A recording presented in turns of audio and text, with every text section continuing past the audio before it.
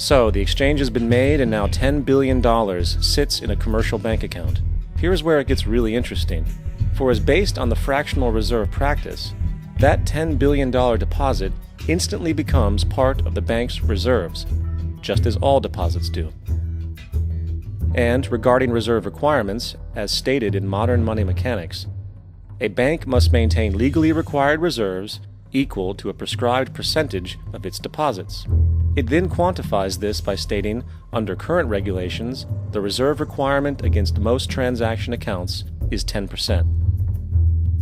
This means that with a $10 billion deposit, 10% or $1 billion is held as the required reserve, while the other $9 billion is considered an excessive reserve and can be used as the basis for new loans. Now, it is logical to assume that this $9 billion is literally coming out of the existing $10 billion deposit. However, this is actually not the case. What really happens is that the $9 billion is simply created out of thin air on top of the existing $10 billion deposit. This is how the money supply is expanded. As stated in modern money mechanics, of course they, the banks, do not really pay out loans from the money they receive as deposits. If they did this, no additional money would be created. What they do when they make loans is to accept promissory notes, loan contracts, in exchange for credits, money, to the borrower's transaction accounts. In other words, the $9 billion can be created out of nothing simply because there is a demand for such a loan and that there is a $10 billion deposit to satisfy the reserve requirements. Now, let's assume that somebody walks into this bank and borrows the newly available $9 billion. They will then most likely take that money and deposit it into their own bank account. The process then repeats, for that deposit becomes part of the bank's reserves. 10% is isolated, and in turn 90% of the $9 billion, or $8.1 billion, is now available as newly created money for more loans. And, of course, that 8.1 can be loaned out and redeposited, creating an additional 7.2 billion, to 6.5 billion, to 5.9 billion, etc. This deposit money creation loan cycle can technically go on to infinity. The average mathematical result is that about $90 billion can be created on top of the original $10 billion. In other words, for every deposit that ever occurs in the banking system, about 9 times that amount can be created out of thin air. Money jitters. Ask the obliging Bank of America for a jar of soothing instant money, M-O-N-E-Y, in the form of a convenient personal loan. So, now that we understand how money is created by this fractional reserve banking system, a logical yet elusive question might come to mind. What is actually giving this newly created money value? The answer? The money that already exists. The new money essentially steals value from the existing money supply. For the total pool of money is being increased irrespective to demand for goods and services. And as supply and demand finds equilibrium, prices rise, diminishing the purchasing power of each individual dollar. This is generally referred to as inflation, and inflation is essentially a hidden tax on the public. What is the advice that you generally get? And that is, inflate the currency. They don't say debase the currency. They don't say devalue the currency. They don't say cheat the people who are saved.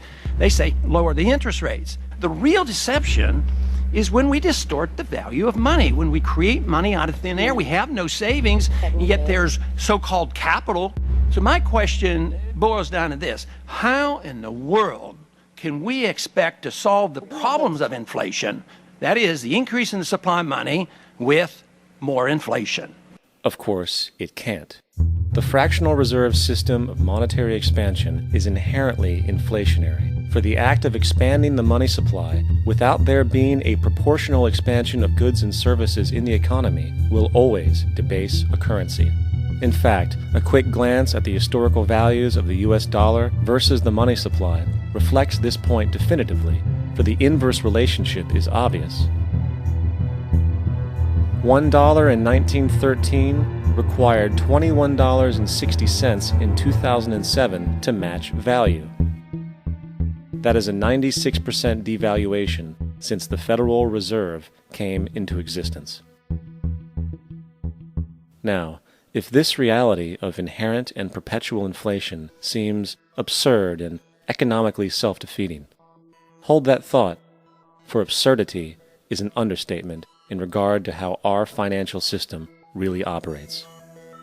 For in our financial system, money is debt, and debt is money.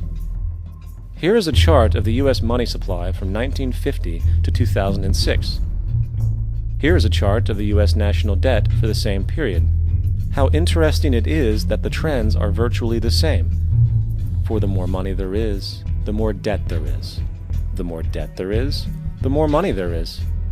To put it a different way, every single dollar in your wallet is owed to somebody by somebody.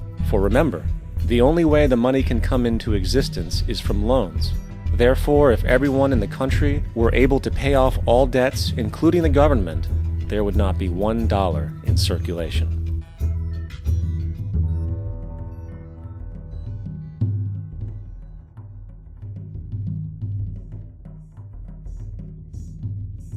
In fact, the last time in American history the national debt was completely paid off was in 1835 after President Andrew Jackson shut down the central bank that preceded the Federal Reserve.